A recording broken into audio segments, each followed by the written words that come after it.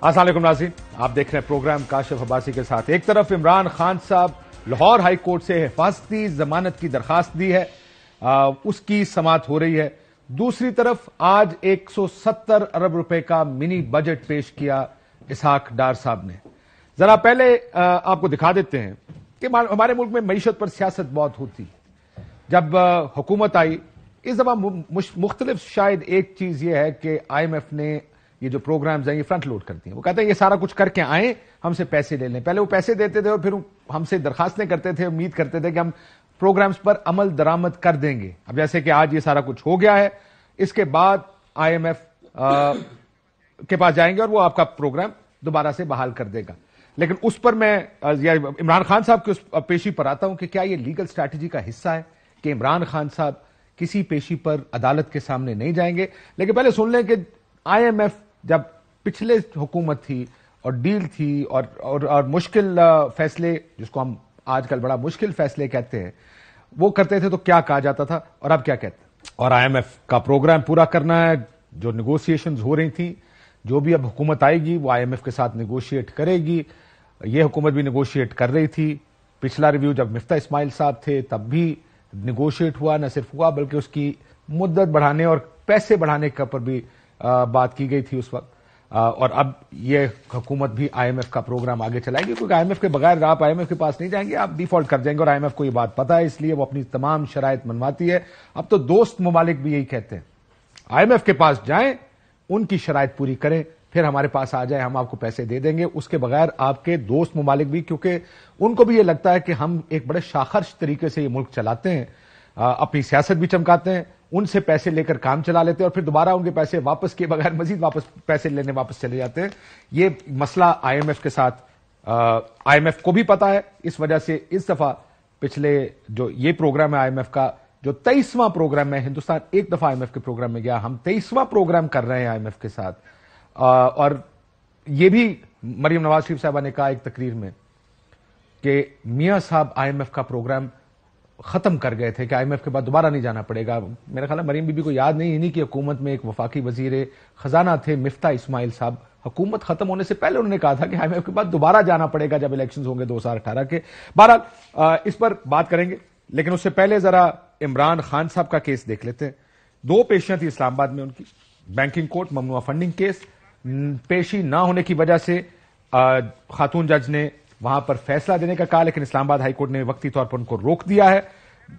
दहशतगर्दी के केस में उनकी इस्तस्ना की दरखास्त को मंसूख कर या खारिज कर दिया गया और उनको कहा गया कि वो पहुंचे इस्लामाबाद, जिसकी वजह से आज लाहौर हाई कोर्ट गए हिफाजती जमानत के लिए। जज साहब कहते हैं कि इमरान खान साहब जाती तौर पर तशरीफ लाएं अदालत में, उसके लिए अगर पुलिस की सिक्योरिटी चाहिए तो वो भी दी जाएगी, लेकिन उनको आना पड़ेगा। उन्होंने जज साहब ने यह भी कहा कि अंडरटेकिंग दें, कल आ जाएंगे तो कल के लिए दे देते हैं, तारीख कर देते हैं, लेकिन इसके अलावा फिलहाल कोई तरीका उनको नजर नहीं आता। लगता ऐसा है कि इमरान खान साहब को या तो जाना पड़ेगा आज या कल सुबह, या अंडरटेकिंग देनी पड़ेगी। 8:15 तक का वक्फा है, देखते हैं कि वक्फे के बाद इंस्ट्रक्शंस लेकर क्या आते हैं इमरान खान साहब से। मिफ्ता इस्माइल साहब मेरे साथ हैं, माफी चाहता हूं, इमरान इस्माइल साहब मेरे साथ मौजूद है। इरशाद भट्टी साहब और अतर काजमी साहब भी हैं। इमरान इस्माइल साहब अस्सलाम वालेकुम। जी वालेकुम सलाम। ये बताइएगा इमरान इस्माइल साहब, अब क्या होगा? क्या इमरान खान साहब आएंगे या नहीं आएंगे? नहीं, खान साहब का आना तो इस वक्त मुमकिन नजर नहीं आ रहा, बिकॉज हमने डॉक्टरों से भी मुशावरत किया है। शौकत खानम ने भी बात की है डॉक्टरों से जिन्होंने इनके जेर इलाज है खान साहब, और उनका भी मशवरा ये है कि इस वक्त फिलवक्त खान साहब की टांग की हालत ऐसी नहीं है कि वो। इमरान साहब ये अभी फुटेज जो स्क्रीन पर चल रही है, जब आप बात कर रहे हैं, हमने एक फुटेज चलाई है, ये पिंडी के जलसे में आए थे इमरान खान साहब आज से तकरीबन 3 महीने पहले। जी, लगता है ऐसा कि ये पॉलिटिकल लीगल स्ट्रैटेजी का हिस्सा है कि इमरान खान साहब अदालतों के सामने पेश ना हो? नहीं, खान साहब अदालतों के सामने पेश होने से कभी घबराते नहीं। उन्होंने जाना है अदालतों के सामने, बहरहाल पेश होना है, जो भी केसेस होंगे उसमें पेश होने के लिए तैयार हैं।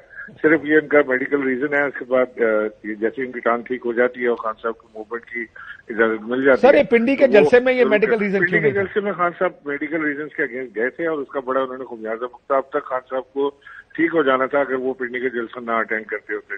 उनके जख्म दोबारा से वो हुए खुले और उनके स्टिचेस की भी प्रॉब्लम आई اور اس کے بعد پھر سے ان کو انڈر ٹریٹمنٹ اور تھوڑا ڈیلے کرنا پڑا. لیکن عمران اسماعیل صاحب، اس میں مسئلہ صرف یہ ہے کہ جب آپ کو یاد ہوگا، یہ ہماری کیونکہ سیاسی ایک تاریخ ہے اور ہم سب کچھ سیاسی تناظر میں، تاریخ کے تناظر میں دیکھتے ہیں. جب شہباز شریف اور حمزہ شہباز کے کیسز تھے عدالت میں تو ان کو کمر کا درد ہو جایا کرتا. اگر اکثر سیاستدان زرداری صاحب جیل میں رہتے، ہسپتال میں رہتے تھے. آپ کو شرجیل میمن صاحب یاد ہوں گے، آپ کے تو دوست بھی ہیں. جب ان کو ضرورت تھی تو وہ بھی جیل میں تھے، معافی صاحب ہسپتال میں تھے. خواجہ آصف صاحب ہسپتال میں رہے جب ان کو گرفتار کیا گیا. اس کے بعد کوئی گرفتاری کا وقت آتا ہے یا عدالت کا وقت آتا ہے تو سارے اسپتال ہوتے ہیں.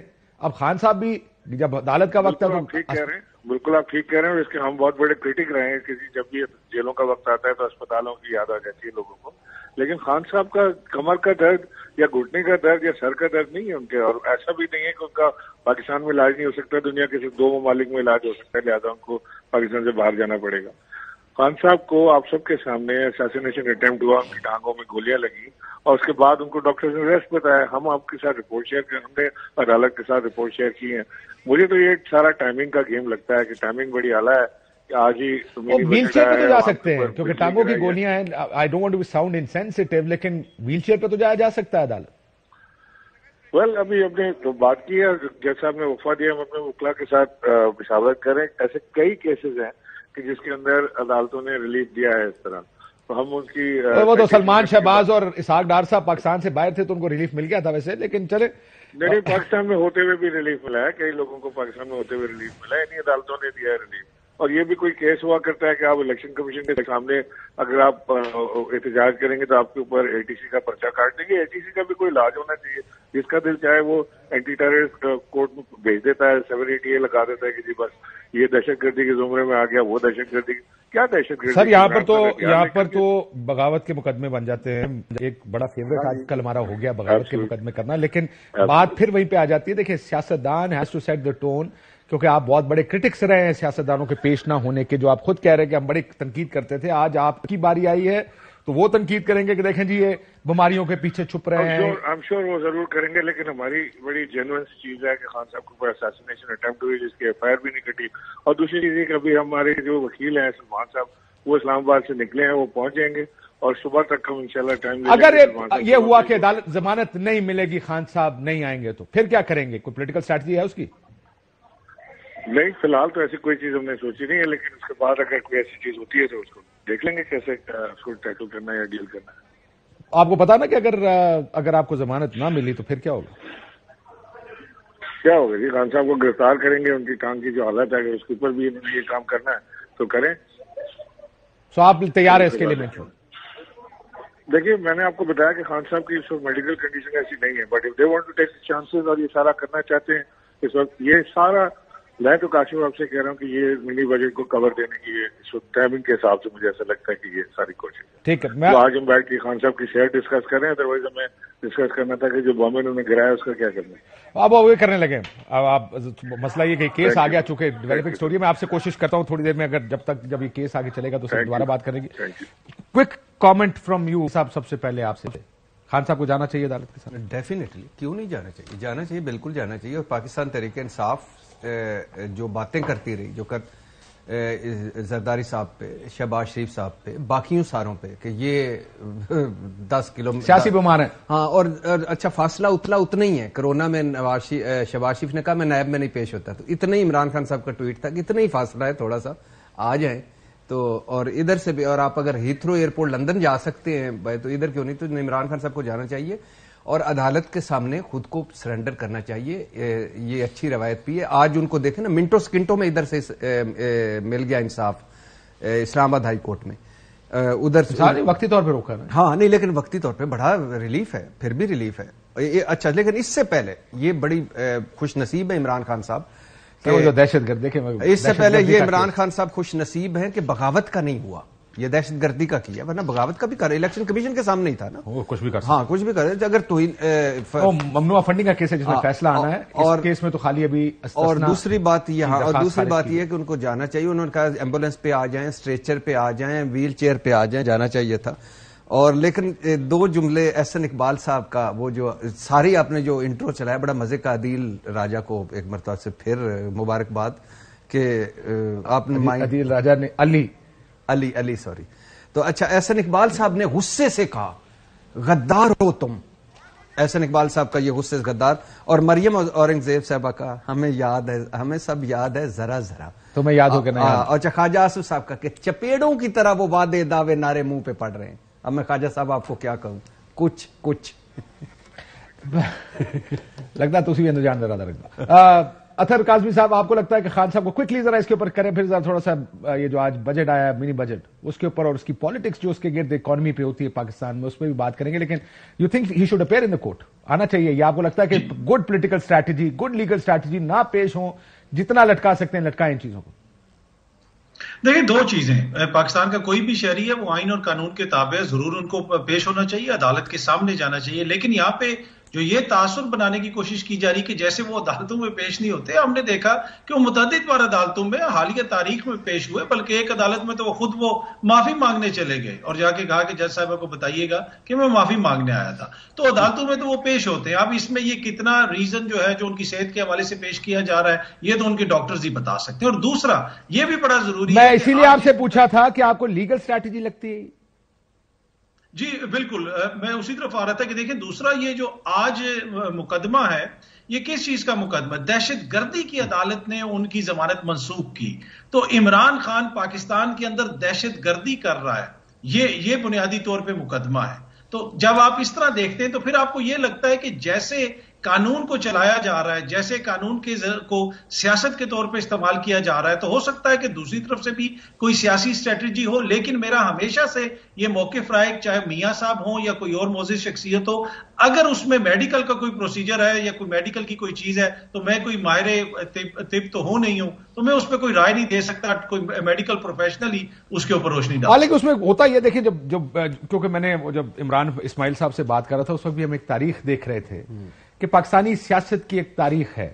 وہ تمام لوگ جو زیادہ تر آپ کو ہسپتالوں میں نظر آئے جب ان کی گرفتاری ٹھیک ہے غلط، یہ ایک علیحدہ بحث، ہم اس وقت یہ بحث نہیں کر رہے. اس کے بعد سے کوئی کبھی ہسپتال نہیں گیا. میرا خیال ہے کسی کو آپ نے ہسپتال میں ایڈمٹ ہوتے نہیں دیکھا ہوگا. سارے فٹ ہو گئے الحمدللہ، اللہ کے فضل. سو یہ ساروں کی ایک لیگل اسٹریٹجی. اور جو ہسپتال کے لیے گیا تھا وہ بھی نہیں گیا. جو ملک سے باہر اسپتال کے لیے گئے تھے انہوں نے بھی، آپ بتائیں نا کتنی راتیں اسپتال میں گزاری ہیں میاں نواز شریف صاحب. یار دیکھیں آپ نے زبردستی کو ٹیسٹ تو کروایا نا کچھ دفعہ. کدھر؟ لندن میں. یعنی آپ کو ملے تو شیئر کریں. نہیں وہ انہوں نے انیشلی تو 2-4 ٹیسٹ کر کے بھیجے نہیں تھے. اچھا وہ تلاش گمشدہ وہ ڈاکٹر عدنان کدھر ہے؟ وہ جو لمحہ بے لمحہ انجائنا اسپیشلسٹ تھا.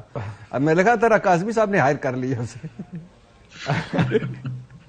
او یار دیکھیں اب آپ نے مذاق اڑانا شروع کر دیا ہے، یہ تو زیادتی والی بات ہے. نہیں میں بیماریوں کا مذاق، وہ بھی ظالموں.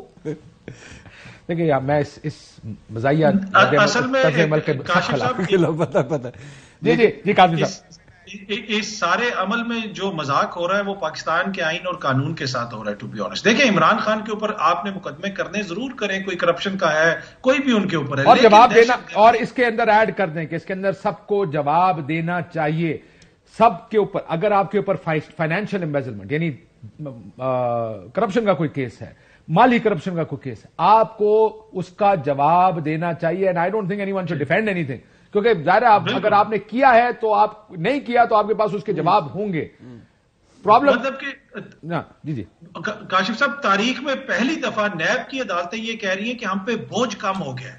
جو وہ وعدہ تھا نا کہ عدالتوں پہ سے بوجھ کم کرنا ہے، تو لٹرلی نیب کی عدالت نے کہا کہ ہم پہ بوجھ کم ہو گیا مقدمات کا. تو ایک طرف وہ مقدمات واپس جا رہے ہیں. نیب کی عدالت ہے کہاں بھائی جان؟ یہ مجھے کوئی یہ یوگوسلاویا میں ہوتی ہے، کسی زمانے میں ہوتی تھی. اچھا جب پھر ٹھیک ہے نا، مقدمے سارے واپس جا رہے ہیں نا. اب تو ختم ہو گئے، نئے قانون کے مطابق قابل سماعت نہیں رہا، واپس بھیجو. وہ تو مجھے اگر سارے پہنچا دیں تو میں بھی دوسرے دن یہ کرتا رہوں کہ نئے دائرہ کار سے باہر اور اطہر کاظمی اندر. وہی نا، تو وہ آپ تو اکثر دائرے سے کار سے باہر ہی ہوتے ہیں. پر دوسری بات یہ ہے کہ اسی عدالت کے ساتھ والی عدالت کے اندر آپ عمران خان پہ دہشت گردی کا مقدمہ چلا رہے ہیں. دیکھیں یہ جو اس نوعیت کے مقدمے ہوتے ہیں، پھر اس میں یہی لگتا ہے کہ یہاں پہ قانون کو سیاست کے طور پہ استعمال کیا جا رہا ہے، پھر اس سے ڈیل کرنے کے لیے بھی آپ سیاسی اسٹریٹجی بناتے ہیں. ہاں لیکن سیاستدان سیکھتے بھی نہیں ہے نا. مسئلہ یہ کہ پچھلے 4 سال میں یہی ہو رہا تھا کسی پہ ہیروئن، کسی پہ کچھ، اسی قسم کے مقدمات تھے جن کو دیکھ کر بہت سے لوگ جب یہ اس پہ تنقید بھی کرتے رہے پچھلے. اور اوریجنل جو کیسز تھے وہ بھی مشکوک ہونے لگ گئے. کچھ تو جھوٹے جو بنائے گئے تھے لیکن کچھ اوریجنل بھی تھے. یورپ، امریکہ، برطانیہ کی عدالتیں لے ہیں، وہاں کے جج لے ہیں. 40 ارب جعلی accounts money laundering Nawaz Zardari صاحب کا، پیناما لیکس نواز شریف صاحب کا، T T house of Shahbaz Sharif. یہ تو اوپن اینڈ شٹ کیس ہیں. اس میں اب جو ہوا بھری جا رہی ہے نا نواز شریف، جو مزے کی بات ہے اس سارے میں، ایک ساتھ ساتھ یہ بھی ہے کہ مکو ٹھپا جائے عمران خان کا. وہ تو خیر دہشت گرد، پہلے بھی وہ آپ کو یاد ہوگا اطہر من اللہ صاحب کی عدالت نے انہوں نے کہا کہ ایک تقریر پہ ڈر گئے ہو، دہشت گردی کر دی کرو، بڑی مشکل سے انہوں نے ہٹائی تھی. اور اب بھی مجھے تو لگ رہا ہے کہ سالم انٹرچینج پہ اسلام آباد پولیس کی ٹیم چائے پی رہی ہوگی کہ جو ہی معاملہ ہو ہم جائیں اور لے کے آ جائیں. تو یہ اور نہیں سیکھتے نا. مسئلہ یہ کہ میں پچھلے 4 سال میں، اور رائٹلی سو، دیکھیں کچھ چیزوں کے اوپر تو گرفتاری کی سمجھ آتی ہے، لیکن عموماً کیسز میں، ایسے کیسز میں گرفتاری کی گئی جس پہ بعد میں ریفرنس تک دائر نہیں کی. اور میں بار بار پچھلے 4 سال کہتا رہا ہمیشہ کہ قانون ایسا بنائے سب کو پتا ہو کہ یہ فیز آئے گی میں اتاروں گا، تاکہ لوگ سوچیں. لیکن یہ مزے کی بات آپ کر رہے ہیں، یہی بات کر رہی تھی پی ڈی ایم کل کہ ظالموں ہمیں گرفتار کرنا ہے، پہلے تحقیق کرو، تفتیش کرو، تحقیق پھر اس کے بعد ٹرائل کرو. آج کیا ہوا ہے؟ فواد چودھری کا تحقیق تفتیش کر لی، شوکت ترین نے بڑا ہی بےہودہ بیان دیا میرے خیال میں، لیکن ان پہ تحقیق تفتیش ٹرائل کر لیا. بغاوت ہاں نہیں، بغاوت کا مقدمہ تو چھوڑ دے نا، وہ تو چھوڑ دے. یہ نہیں، یہ آج وہی پی ڈی ایم کر رہی ہے. اور نیب کیوں ختم کیا؟ مزے کی بات دیکھیں جی، نیب کا ایک چیئرمین کا ایک اختیار کہ یہ اندر کر دیتا ہے اور پتہ ہی نہیں چلتا، ہم اندر ہی ہو جاتے، وہ اب سارے خود کر. بالکل ٹھیک. لیکن اس میں دوسری چیز یہ ہے کہ نیب سے اگر نیب کا قانون بہتر کرے تو گرفتاریاں ختم کر دیں. یہ سوابدیدی اختیار سر ریاست بچانے کے لیے نیب مکانا چاہیے تھا، مک گیا. ایک سماعت دوبارہ شروع ہو گئی ہے. ایک بریک لیتے ہیں. یہ جو 170 ارب روپے کا ٹیکس لگا، اب اس پر بھی بات کرتے ہیں. بریک کے بعد ایک بریک لیتے ہیں، بریک کے بعد واپس آتے ہیں. ویلکم بیک ناظرین. 170 ارب روپے کا منی بجٹ، آج ٹیکسز لگائے گئے. لگتا ہے پیٹرول مہنگا ہوگا، اس سے پہلے گیس مہنگی کر دی گئی، بجلی مہنگی کر دی گئی. ظاہر آئی ایم ایف کے پاس جائیں گے، سخت ترین کنڈیشنز ہوں گی. ہمارے ساتھ یوسف نظر صاحب موجود ہیں اور خرم شہزاد صاحب بھی. معیشت پر ذرا ان کی یہ دیکھ لیتے ہیں کہ آخر ہمارے ملک کی پالیٹکس بھی ہے. ہم نے آپ کو شروع میں سنایا کس طرح تنقید کی جاتی تھی، آئی ایم ایف بجٹ نامنظور، آئی ایم ایف بجٹ نامنظور، اور آج وہی آئی ایم ایف کی کنڈیشنز ان کو بھی لاگو کرنی پڑ رہی ہیں. یوسف نظر صاحب ہیں ہمارے ساتھ جی؟ یوسف نظر صاحب السلام علیکم. وعلیکم السلام. سر یہ جو آئی ایم ایف کی کنڈیشنز اور آئی ایم ایف کے پاس جانا ہے، 23 پروگرام ہم کر چکے ہیں، آئی ایم ایف کے 23واں پروگرام ہے. ہم نے معیشت کو یہاں تک پہنچایا کیسے؟ پہلے تو یہ بتا دیں ذرا کہ کس طرح ہم یہاں تک پہنچے. بہت ہی کم وقت میں. یہ تو بہت لمبا ٹاپک ہے، لیکن مختصراً ہمارے ملک کے جو حکمراں طبقے ہیں، جو ایلیٹس ہیں، ایلیٹس تو دنیا میں ہر جگہ ہوتی ہیں، لیکن مجھے یہ کہتے ہوئے افسوس ہوتا ہے کہ ہمارے یہاں کی جو ایلیٹس ہیں، جو حکمراں طبقے ہیں، وہ خاص طور پہ نہ صرف یہ کہ کوتاہ نظر ہیں بلکہ بہت زیادہ خود غرض بھی ہے، اور کچھ زیادہ ہی ہیں. اور یہ سب سے بڑی بنیادی وجہ ہے. ابھی بھی جو منی بجٹ آیا ہے اس میں بھی اس بات کا کوئی انڈیکیشن نہیں ہے کہ یہ لوگ جو ہے خود قربانی دینے کو تیار ہیں. وہ ابھی بھی عوام سے یہ کہہ رہے ہیں کہ وہ سادہ طرز زندگی اپنائیں. بھئی عوام تو پہلے ہی مہنگائی میں ڈوب رہے ہیں. ضرورت تو اس بات کی ہے کہ حکمراں طبقے یہ بتائیں کہ وہ کیا کرنے کو تیار ہیں. اس کا مجھے کوئی اشارہ نہیں ملا اس میری بجٹ میں، اور یہی جو ہے سب سے بڑی وجہ ہے. سر ایک آپ کو یاد ہوگا مفتاح اسماعیل صاحب نے دکانداروں جو ریٹیلرز ہیں ان کے اوپر ٹیکس لگایا تھا، تو مریم نواز شریف صاحبہ کو آپ کو ٹویٹ یاد ہوگا، پھر ان کے ساتھ معاملات طے کیے گئے. میں ابھی ارشاد بھٹی صاحب کو بریک میں بتا رہا تھا کہ جب ہماری، کیونکہ میں ٹیکس پیئر ہوں، کسی جگہ جب ایف بی آئی بلاتی ہے، میں نے ان سے بات ہو رہی، انہوں نے کہا سر ہم کیا کریں، ہم تو انہی لوگوں کو پوچھ سکتے ہیں جو آلریڈی ٹیکس پیئر ہے، جو ٹیکس پیئر نہیں ہم اس کو پوچھ ہی نہیں سکتے. کب تک آخر لوگ اس طرح ٹیکس سے بچتے رہیں گے، ٹیکس نہیں دیں گے؟ ایک بڑا طبقہ پاکستان میں ٹیکس نہیں دیتا، کب تک اس طرح ملک چلائیں گے؟ ملک اس طرح سے نہیں چل سکتا. اور ابھی بھی یہ میں کہنا چاہوں گا کہ اگر آئی ایم ایف سے معاہدہ ہو بھی جائے اور کچھ 2-4 بلین آپ کو دوسرے ممالک سے مل بھی جائیں جو آئی ایم ایف کے اگریمنٹ کے بغیر آپ کو نہیں ملیں گے، اس کے باوجود بھی کام نہیں چلے گا. تو ابھی جو ضرورت اس بات کی ہے کہ یہ لوگ پوری قوم کو تیار کرتے کہ ہمیں کیا کرنا ہے، لیکن وہ ابھی بھی جو ہے وہ دلاسے دے رہے ہیں اور یہ کہہ رہے ہیں کہ جی یہ سابقہ حکومت کا ہے، اور یہ ہر حکومت کہتی ہے کہ سارا مسئلہ جو ہے سابقہ حکومت کا یہ ہے، لیکن یہ ایسی بات نہیں ہے۔ افسوس کی بات یہ ہے کہ ساری حکومتیں جو ہیں ناکام رہی ہیں ملک کو اپنے پاؤں پہ کھڑا کرنے میں، اور اب سر لیکن کیا اس کی بڑی وجہ یہ ہے کہ کوئی اپنے ووٹ بینک کو ضائع نہیں کرنا چاہتا؟ آپ جو کہنے کے ناکام ہیں وہ اس کی ناکامی کی وجہ یہ ہے کہ سب چاہتے ہیں کہ کسی طرح جگاڑ لگا کے کام نکال لیں، لیکن اگر جن لوگوں کے اوپر ٹیکس لگانا ہے ان کے پیچھے گئے تو ووٹ بینک یعنی دکاندار ہیں، ٹریڈرز ہیں آپ کے، جو بڑا طبقہ ہے جو ٹیکس نہیں دیتا، اس کے پیچھے ایگریکلچر فار ایگزامپل، ادھر اگر گئے تو پھر مسئلہ پڑ جائے گا کہ ٹیکس کس طرح کریں۔ نہیں، اصل میں یہ بھی غلط فہمی ہے۔ دیکھیے، اگر ملک ترقی کرتا ہے، ملک گرو کرتا ہے تو پھر سب کو فائدہ ہوگا، اور زیادہ فائدہ ہمیشہ ان کو ہوتا ہے جو زیادہ مالدار ہیں۔ تو یہ بھی جو یہ لوگ جو ہے یہ ان کی غلط فہمی ہے۔ آج پاکستان کی جو معیشت ہے وہ دنیا کی تقریباً 40ویں بڑی معیشت ہے۔ اس سلسلے میں پھر اسحاق ڈار صاحب نے اپنی تقریر میں جو ہے کچھ جو ہے غلط بیانی سے کام لیا ہے۔ حقیقت یہ ہے، اور آپ ورلڈ بینک کی سائٹ پہ جا سکتے ہیں، 2017 میں اور 2021 میں جو پاکستان کی رینکنگ ہے معیشت کے حوالے سے، اس میں کوئی خاص فرق نہیں ہے۔ تو ہم بجائے اس کے کہ ہم لوگوں کو گمراہ کریں، ہم اس بات پہ کیوں نہیں توجہ دیتے کہ ہم ملک کو آگے لے جا سکتے ہیں اور اس میں سب کا فائدہ ہوگا۔ لیکن یہ سوچ جو ہے کہ اگر ہم نے شارٹ ٹرم میں کچھ نقصان ہوا تو جی بس جو ہے کچھ کام نہیں بنے گا، اصل میں اسی سوچ نے جو ہے، جس کو میں کہتا ہوں کہ شارٹ ٹرمزم ہے، اسی نے جو ہے ملک کو نقصان پہنچایا ہے، اور اس رویے کو بدلنا پڑے گا۔ آپ بھارت میں دیکھ لیجئے کہ جب ان کی ترقی ہوئی ہے، یقیناً اس میں بہت زیادہ معاشی ناہمواری ہے، لیکن جو ان کے ایک زمانے کے بلینئر تھے وہ ملٹی بلینئر بن گئے ہیں۔ تو ایسا نہیں ہے کہ ترقی سے جو ہے یہ کوئی زیرو سم گیم ہے، لیکن یہ بات جو ہے ہمارے لوگوں کو، جو لوگوں سے مراد میری عام لوگ نہیں ہیں، یہ جو حکمراں طبقے ہیں، ان کو یہ بات سمجھ میں نہیں آتی کہ اگر وہ درست طریقے سے کام کریں گے، اور آج آپ دیکھ لیجئے ان کو بھی تو نقصان ہوا ہے، روپے کی قدر کہاں سے کہاں پہنچ گئی ہے۔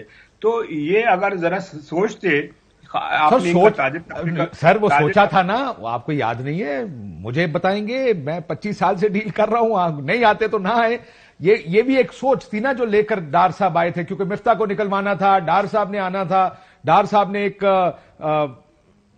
ہلک، ایک سپرمین فائنانس منسٹر کا اپنا ایک امیج دیا ہوا تھا کہ جی میں جا کے ٹھیک کر دوں گا، مفتاح کو کیا پتا ان چیزوں کا۔ یہ ایگوز کے مسائل ہیں ہمارے، جو پولیٹیکل ایگوز کے، اس نے بھی ایک بڑا مسئلہ کیا۔ ایک جملہ اگر آپ اجازت دیں تو میں کہنا چاہوں گا کہ دیکھیے، ڈار صاحب خود بخود تو نہیں آ گئے تھے نا، ان کو لانے والے تو ان کے لیڈر تھے۔ ان کے لیڈر یہ سوچتے تھے کہ جی پولیٹیکل کیپٹل جو ہے وہ ہمارا ختم ہو رہا ہے، لیکن اب جو ہے پولیٹیکل کیپٹل کا حال ہے وہ تو اس سے بدتر ہے۔ تو اس بات سے کیا آپ کو ملتا ہے اشارہ؟ یہ بات کہ ان کا جو اسسمنٹ تھا وہ غلط تھا۔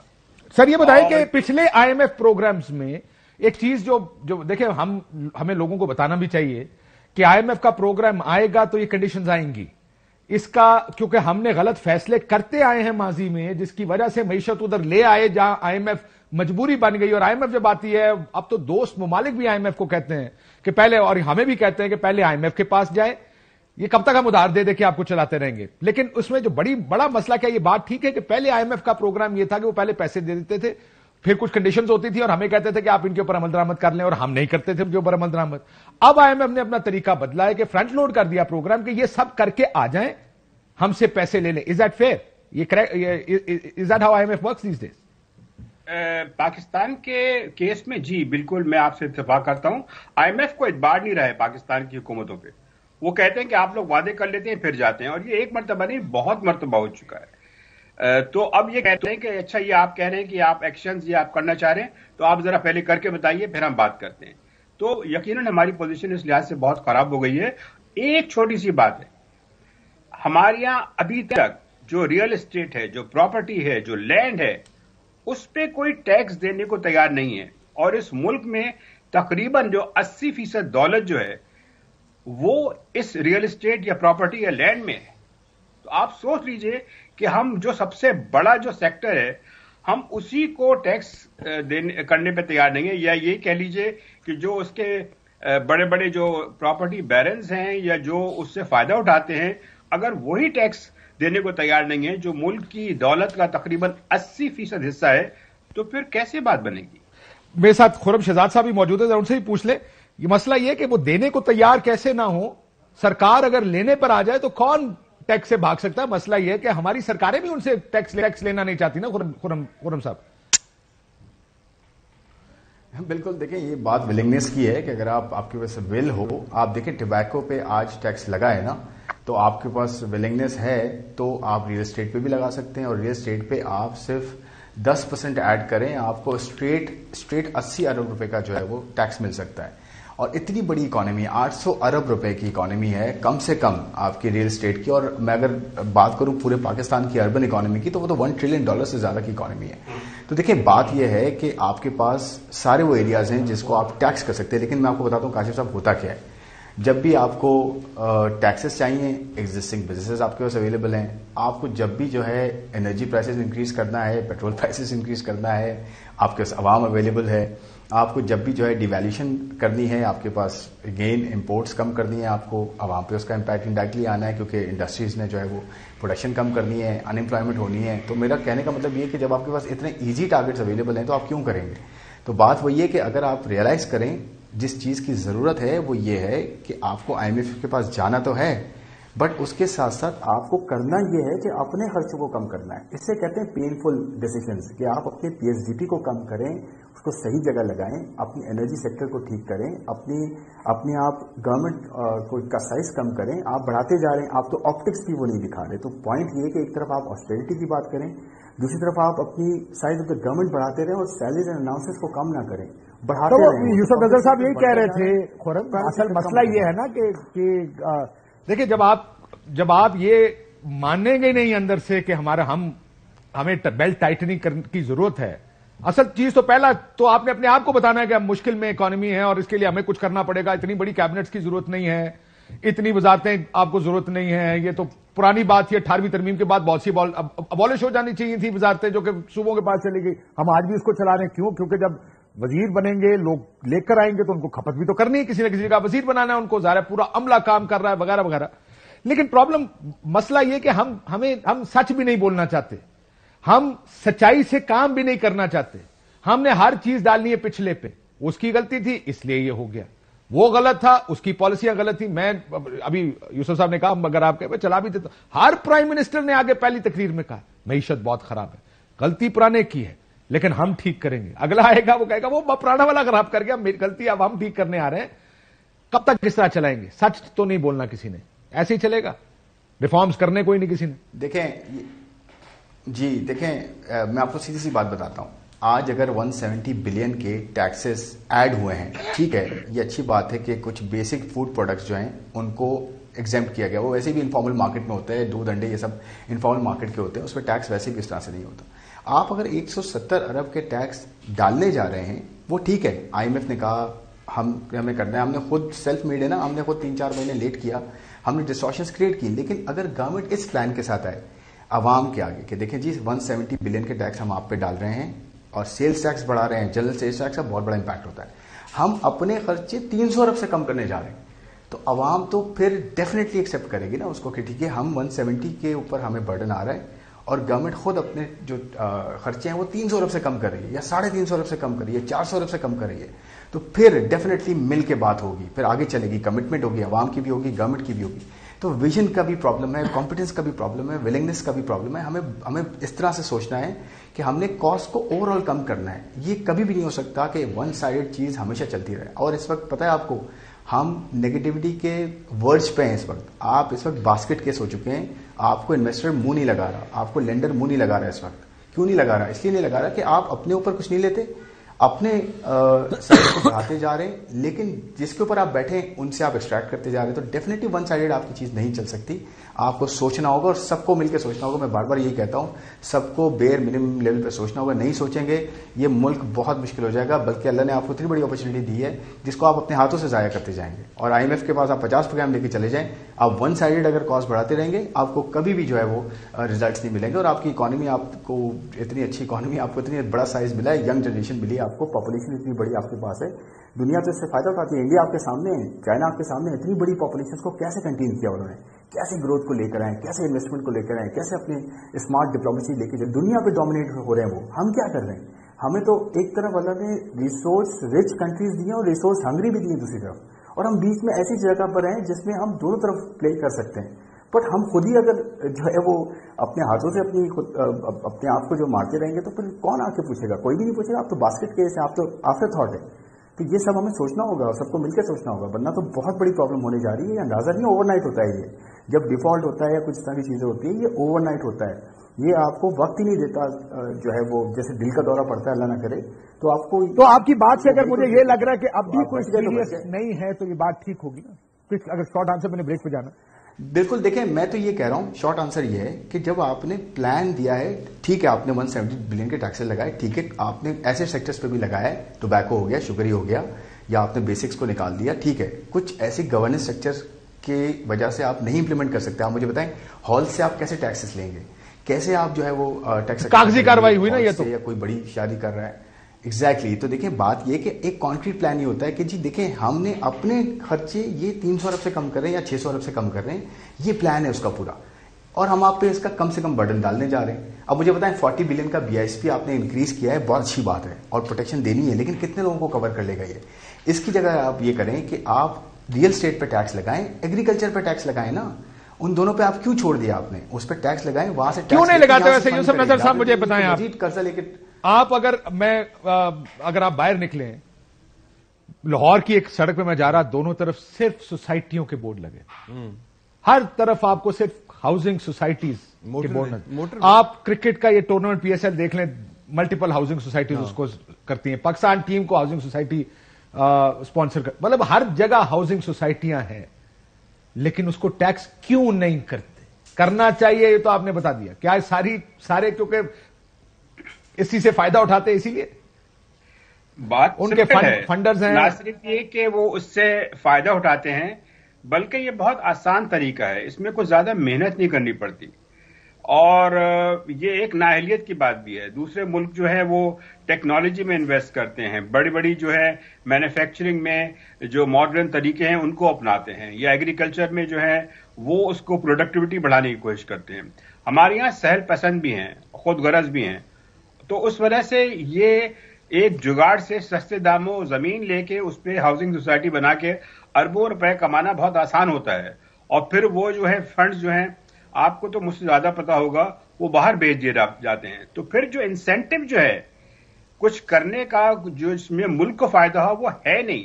ये हमारे पूरे सिस्टम की कमजोरी है, हमारे पूरे सिस्टम का फॉल्ट है, और जो हमारे जो इख्तियार में रहते हैं, जिनके पास इख्तियार है, वो भी जो है इसको देखते रहते हैं, और मैं कहता हूं कि इससे फायदा उठाते हैं। तो फिर कौन करेगा? तो वही बात है कि फिर बिल्ली के घंटे में, बिल्ली के गले में कौन घंटी बांधेगा? तो बिल्ली कौन सी है ये बताए ना। इसमें असल मसला तो ये बिल्ली कौन सी है। तो बात दरअसल यही है कि ये जो बहुत एक बात पे तो खैर ये अलग बात है, लेकिन एक बहुत सीरियस बात मैं करना चाह रहा हूं कि बात जो है अभी जो मौजूदा सूरत हाल है वो आईएमएफ के मुआहदे पे खत्म नहीं होगी। पाकिस्तान पे इतने कर्जे हैं कि पाकिस्तान अगर कोई एग्रीमेंट नहीं करता है इनके रीस्ट्रक्चरिंग के लिए, तो फिर डिफॉल्ट की नौबत आएगी, और उसके बाद जो होगा, मुझे उसका सोच के बहुत ही परेशानी होती है, खौफ आता है। और जो आज जो है हमारे वजीर खजाना साहब ने तकरीर की है, उससे मुझे ये अंदाजा होता है कि उनको कतई अंदाजा नहीं है कि हम किस सिमत में जा रहे हैं और कितने खतरनाक बहरान से हमारा सामना है। तो ये तो बहुत ही अफसोसकुन बात है, और यकीनन इस पे अफसोस ही किया जा सकता है, इसलिए कि ये लोग कोई ना सिर्फ सुनने को तैयार नहीं है, बल्कि इतने कुता नजर है कि वो अपनी नाक से आगे देखना नहीं चाहते कि हो क्या रहा है। मुझे एक ब्रेक लेने का कहा जा रहा है, एक ब्रेक लेते नाज़रीन। कहते हैं अपनी नाक से आगे देखने को तैयार नहीं, लेकिन हमें थोड़ा सा फैसले करने पड़ेंगे सबको बैठ के कि मुल्क पहले बाकी सब बाद में। मुल्क की कॉस्ट पर पॉलिटिक्स नहीं होनी चाहिए, ये सबको बैठ के फैसला करना पड़ेगा। वो जो मिसाके मईशत की बात करते हैं ना, मेरा ख्याल है इस पर एग्रीमेंट कर लेना चाहिए सारों को कि देखिए कुछ चीजें मजबूरी हैं, IMF के पास जाना मजबूरी, उसकी मुश्किल टर्म्स मजबूरी बन गई है, ये नहीं कि आज बनी है, पिछले 3 साल में बनी है। कोई 23वें प्रोग्राम में जा रहे हैं तो सिख इकोनॉमीज जाया करती हैं IMF के प्रोग्राम्स में। तो हम बड़े आराम से इस मुल्क को घसीट के इस जगह पर ले आए, बेहतर करने की जरूरत है। ब्रेक लेते नाज़रीन, ब्रेक के बाद वापस आते हैं। वेलकम बैक नाज़रीन। जरा इमरान खान साहब की गिरफ्तारी का क्या इम्कान अब मौजूद है? भट्टी साहब क्विकली जरा, मैंने को 2-3 सवाल पूछने में अतर साहब से भी इसी किस्म की। मैं अगर आपकी इजाजत हो 20 सेकंड में इकॉनमी, यानी कौन यकीन से कह सकता है कि ये 170 अरब ही हैं जो नीचे जब आएंगे? नंबर 1। नंबर 2, खुदा के लिए दहशत गर्दी पर और मिसाके मईशत पर इकट्ठे बैठे, वरना ये इनके बस की बात नहीं। इनसे दुख ज्यादा ये है कि ये कह रहे थे हम तजर्बाकार हैं, अहल हैं, अरस्तू हैं, अफलातून हैं, और कुछ कागजी ड्रामा ही कर दें। 85 वजीर, कोई ब्यूरोक्रेट्स, कोई पेट्रोल, कोई घर, कोई ड्रामा ही कर दो। हाँ, कोई ड्रामा ही कर दो ताकि हम भी आपके करें। और मतलब एक ऑप्टिक्स की बात होती है। और यकीन करें कि अच्छा, फिर मजे की बात है इनके पास कोई विजन नहीं कि अब ये IMF आ भी गया तो फिर उसके बाद क्या करेंगे?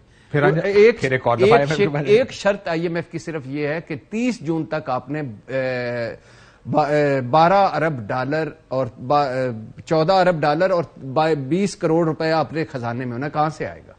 तो यानी ये मुसीबत है। और मेरे ख्याल से ऑक्सीजन टैक्स लगाएं, धूप पर टैक्स लगाएं, शादीशुदा पे तो लोग लगाएं, मियां बीवी से आपस में गुफ्तगू करने पे टैक्स लगाएं। खुदा के लिए यही रह गए। और ठंड पे भी लगाएं कि ऐसे ही हम ठंड मजे मजे की ले जा रहे हैं इनके बगैर, धूप इन पे बगैर सेकी जा रहे हैं, ये हम पे भी लगाएं और दौरे काम करें सर। ठीक। अतर काज़मी साहब, इमरान खान साहब गिरफ्तार होंगे? देखिए, मैं छोटा सा इकोनॉमी पे सिर्फ इतना कमेंट करना चाहूंगा, जो सबसे खतरनाक चीज ये है कि इनको मालूम ही नहीं है कि इकोनॉमी के साथ करना क्या है। 6 महीने पहले ये हमें हल बता रहे थे। और दूसरी चीज, बहुत सारे यहाँ पे सीनियर लोग, दानिश्वर भी डार साहब को बतौर मसीहा पेश करते थे और कहते थे डार साहब की याद तो आती होगी। तो ये दोनों चीजें बड़ी खतरनाक है कि जो चला रहे हैं उनको भी मालूमात नहीं है, जो इनको प्रमोट कर रहे थे उनकी क्या हालत है वो भी आपके सामने। जहां तक गिरफ्तारी का ताल्लुक है, देखिए कुछ भी हो सकता है, कोशिश तो इनकी पूरी होगी कि उनकी गिरफ्तारी की जाए, लेकिन गिरफ्तारी जो है वो फाइनल मंजिल नहीं है। सियासत से आउट करना वो लेवल प्लेइंग फील्ड है, वो फाइनल मंजिल है। और ये जो इलेक्शंस का मसला फंसा हुआ भट्टी साहब, नहीं करवाएंगे, आखिर तक जाएंगे। अब गवर्नर साहब जा रहे हैं, उसके बाद आ रहे हैं, उसके बाद इधर से सुप्रीम कोर्ट, ये आखिरी अभी 22-25 दिन हो गए हैं, खैर से डेट नहीं दी, आखिरी दम तक कोशिश करेंगे, आखिरी दम तक कोशिश करेंगे कि इलेक्शन ना हो। सूट ही नहीं ना करता वो जो अतर साहब ने कहा है कि लेवल प्लेइंग फील्ड नहीं हुई अभी तक। और सर वो तो उनकी तरफ से तो आवाजें आ रही है कि 2024 में इलेक्शन है भाई जी, 25 साल तक एक्सटेंड कर सकते हैं। 23 मेरे कैप्टन सफदर साहब ने तो 25 नहीं कहा था, वो 25 बात में वजन, वो ज्यादा वजनदार बात है उसकी, वो ज्यादा, इसलिए पाजी कहने नो तो कोई 2027 ही कह दे। अच्छा, एक नहीं हो सकता कि इनके एक हद से ज्यादा बयानों पर टैक्स लग जाए तो शायद हमारी जान छूट जाए। अतर काज़मी साहब, इलेक्शंस कब होंगे?